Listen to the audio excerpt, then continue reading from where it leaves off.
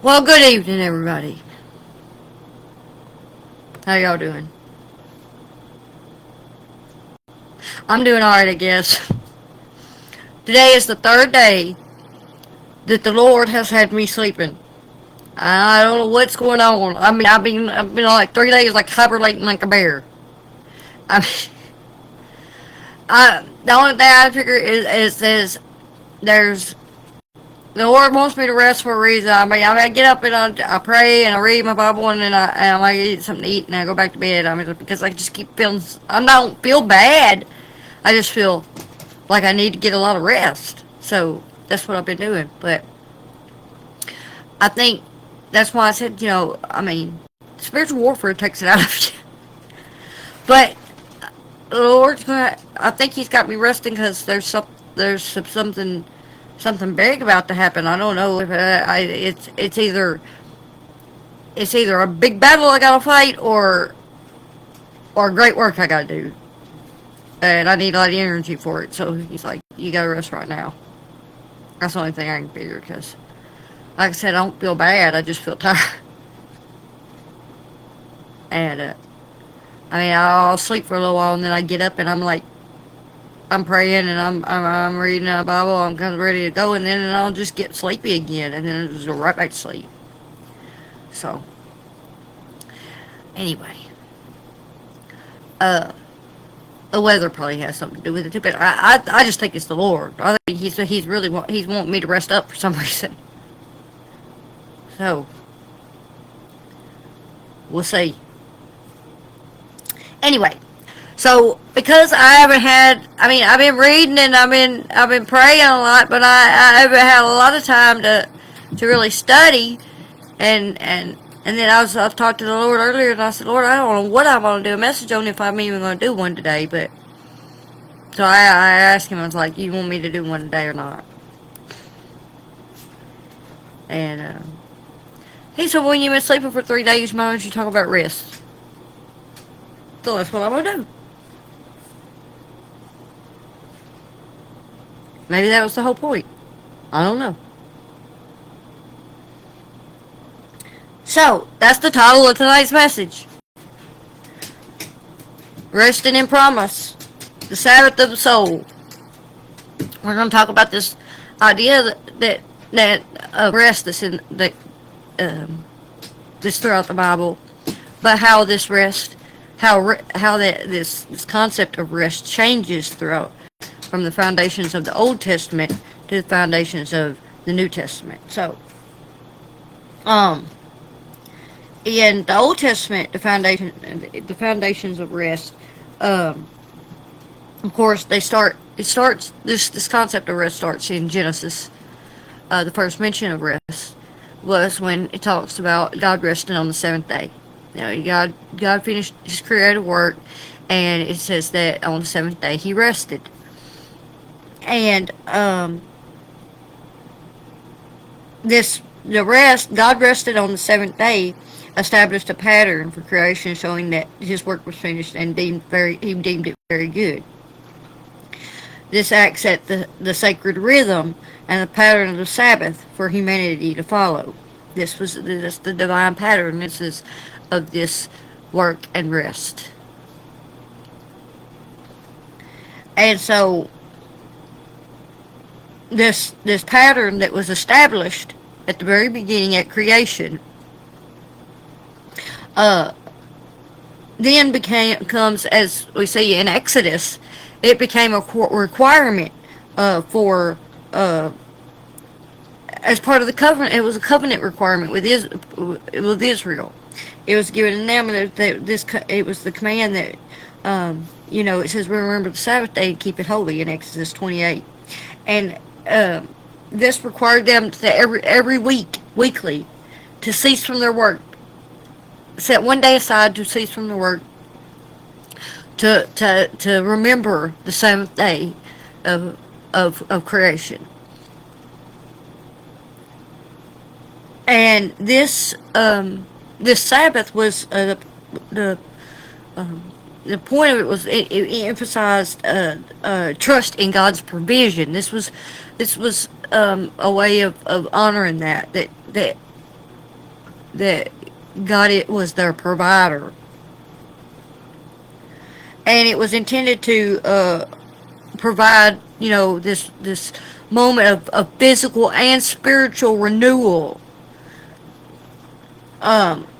for all the members of a household, their servants, the animals, everything. That everything had to rest on the seventh day, according to the covenant that was given in Exodus.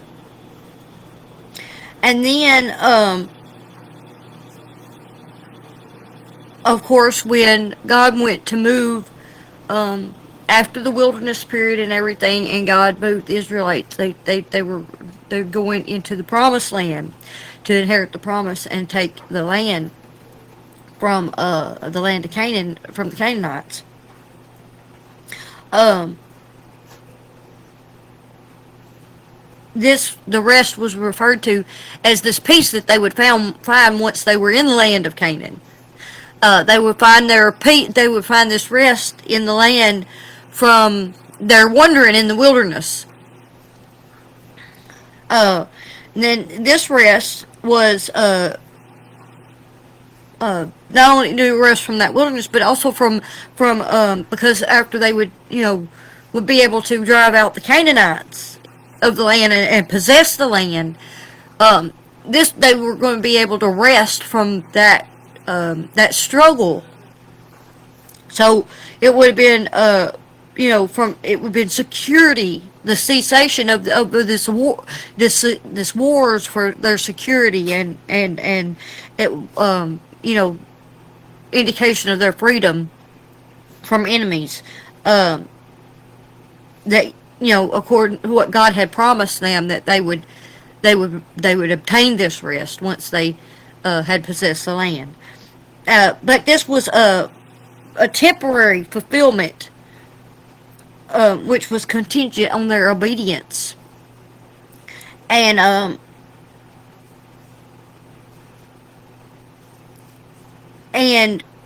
because the generation before had been disobedient in the wilderness period, if they didn't, because they were disobedient, they lost. They forfeited the rest. They didn't get to go enter into the rest into the land of Canaan. Remember, the wilderness generation was not able to go in because they had already been disobedient.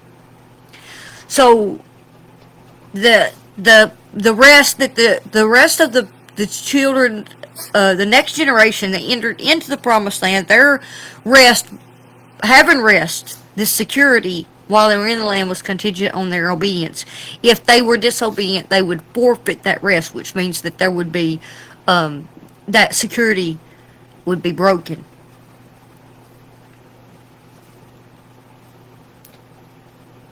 So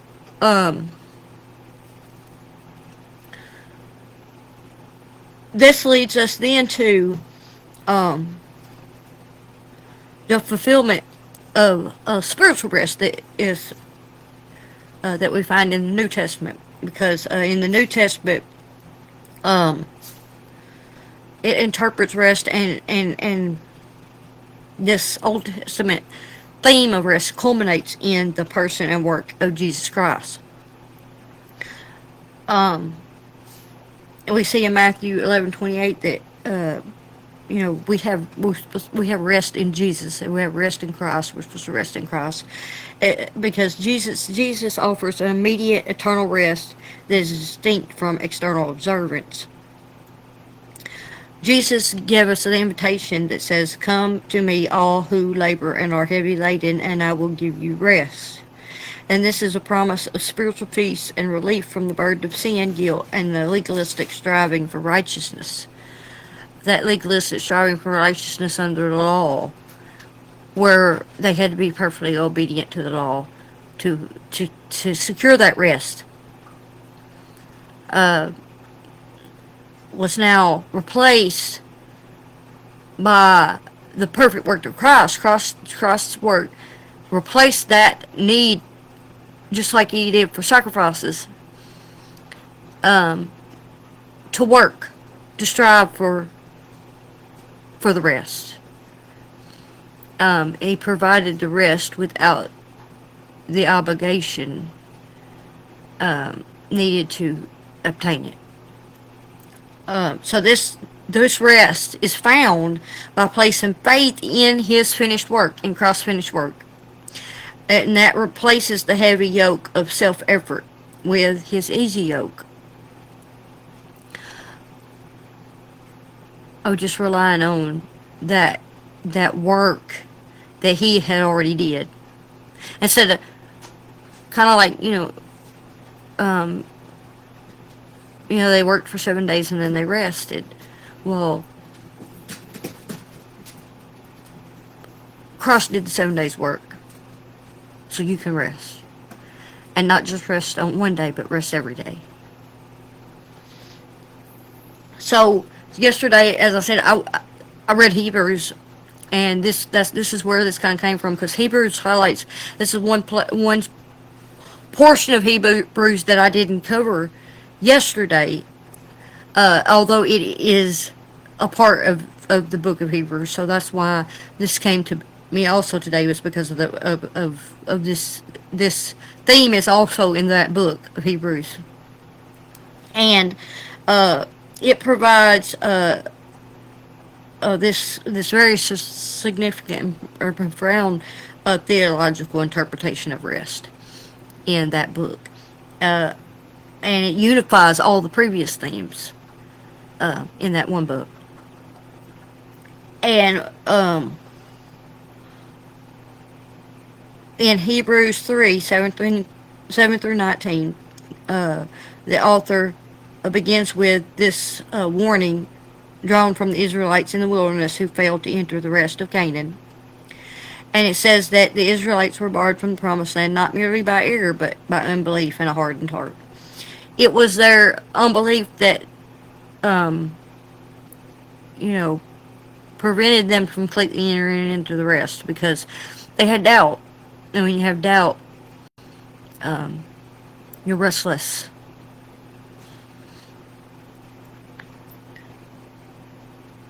So this history serves as a direct warning to Christians today that we must take care not to fall short of the ultimate rest through the same kind of unbelief. We have to believe that Christ finished it. We have to believe that it was enough. The work he did was enough. If we doubt that, then we won't have rest.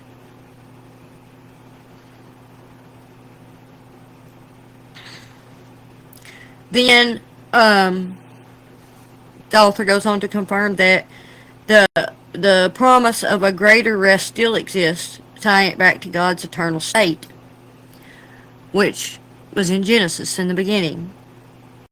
God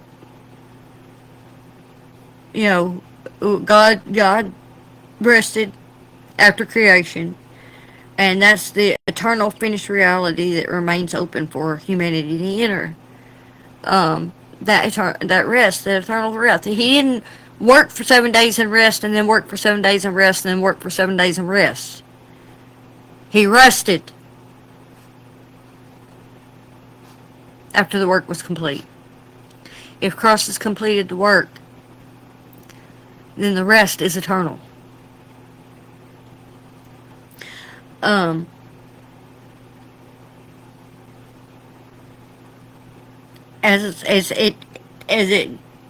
It highlights is that the rest that was entered in when the promised land was a temporary type rest. Just like how we talk about the temple and the tabernacle and the temple all being temporary dwelling places and temporary temples, and Jesus became a permanent temple. The rest that they talks about when they entered into the promised land was a temporary type rest that became permanent in Christ. Everything becomes permanent in Christ, is perfected in Christ. All the shadows, all the foreshadowing of the Old Testament, the covenant and everything was perfected in Christ. It's all finished work in Him.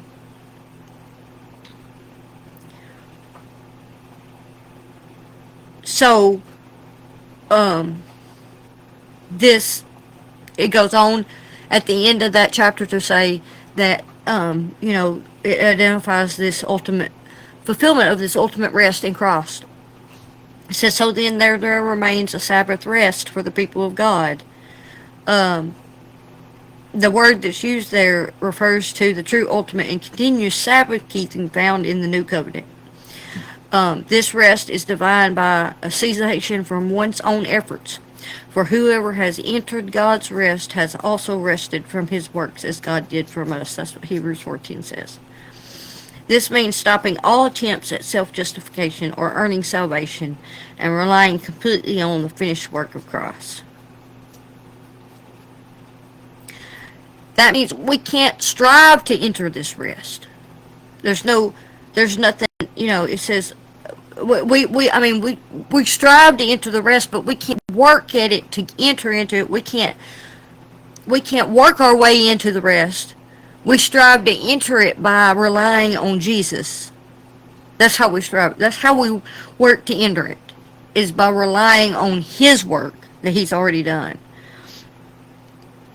So the striving that we do is diligence of faith. It's the effort to believe and hold fast to Christ, resisting the temptation of unbelief and returning to the old work system, where we try to work on our own to enter into the rest, which we cannot do. And instead, we work to believe and have faith and hold to the faith that Christ was enough, that it was finished. When He said it is finished, it was finished. All of it was finished.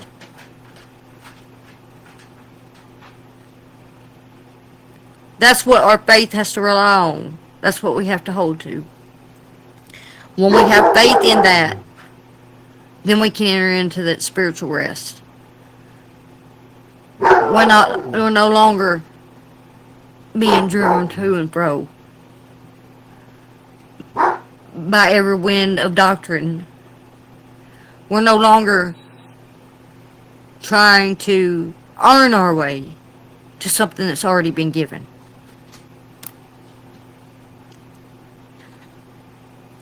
So, this idea of this type of rest is both a present spiritual reality, which is peace with God through faith, and an eternal future hope, final rest in the new heavens and the new earth, because that's ultimately, after it's all said and done, that's our final rest. Well, if we can rest in Him now, we'll rest in Him eternally, in the new heaven and new earth. So, to sum this up, the biblical concept of rest progresses from God's creation rest, a pattern of completion, and the ceremonial covenant rest, the weekly Sabbath, to the physical Canaan rest, a temporary peace. However, the ultimate fulfillment is found in the New Testament, especially in Hebrews 4, which defines rest as this sabbatismos. That's the word that's used in Greek. A state of spiritual tranquility and eternal fulfillment entered into by faith in Jesus Christ. This rest is realized when a believer ceases from their own works of self-justification, depending entirely on Christ's finished work, thereby achieving a present peace and securing a future perfect rest.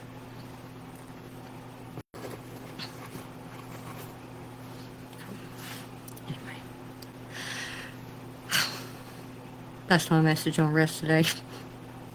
I don't know how much more rest He's going to have me having. The other kind of rest. The kind where He close your eyes rest. I don't know how much more He's going to have me doing, but I know I got to go to church tomorrow, so I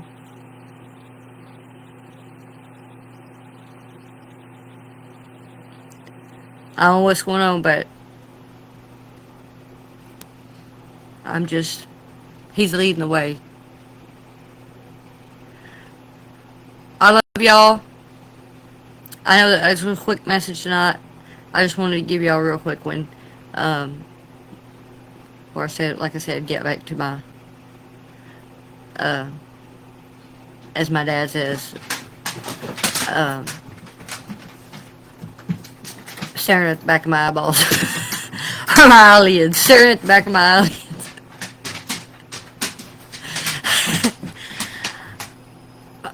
I'll see y'all tomorrow.